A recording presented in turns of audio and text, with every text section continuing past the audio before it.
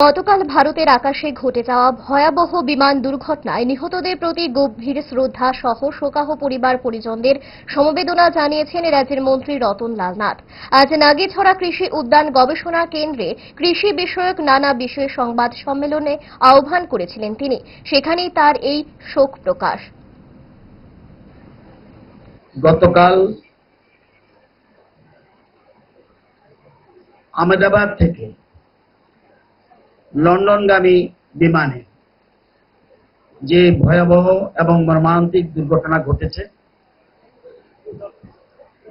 আজকের এই সাংবাদিক সম্মেলনের শুরুতেই আমি এই হৃদয় বিদারক ঘটনায় নিহত সকলের প্রতি গভীর শোক ব্যক্ত করছি এবং শোক সন্তপ্ত পরিবার পরিজনদের প্রতি গভীর সমবেদনা জানাচ্ছি। নিহত সকলের আত্মার শান্তি কামনায় আসুন সকলে মিলে 1 মিনিট নীরবতা পালন করি। জুড়ে থাকে বাঁধন